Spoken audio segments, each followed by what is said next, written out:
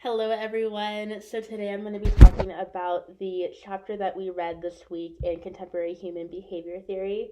We read chapter 6 for this module. So, I'm just going to go over some of the key concepts that this chapter outlined and then give an example that I experienced in my life when I was younger. So, the first concept that the chapter went over is assimilation. And this is seen when a group or an individual conforms to the social majority, and we see this across all different aspects of cultural behaviors. From a historical standpoint in the past, this was once thought to be potentially a positive thing, and we've now learned that that is not the case. An example of this would be the Native American boarding schools that we saw in the past.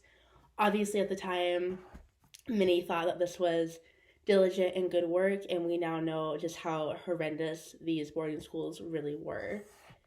The second concept that the chapter outlined this week was acculturation, and we see that this takes place when a specific cultural group combines aspects of their culture with another culture, and this results in a whole new culture together when these aspects conform and intermix with each other.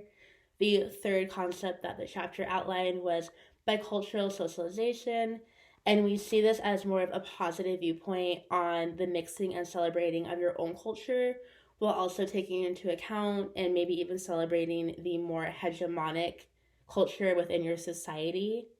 The last main concept that the chapter went over this week is ethnic minority identity, and this theory was implemented to engage with the identity of non-European groups, specifically Black racial identity and white racial identity, once again, just from that non-European standpoint. And this theory really shows how different groups are often subjected to the same type of treatment, including stereotypes, discrimination, and oppression. So the example that I want to give happened to me, it happened more to a friend when I was younger. So I went to a predominantly white elementary school, and one of the girls in the class was Vietnamese.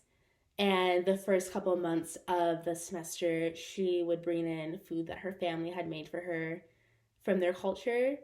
And a lot of the other kids would make really negative comments about her meals, so that they looked odd, they smelled weird, things like that. And it took a couple of months, but she eventually switched to a school provided lunch.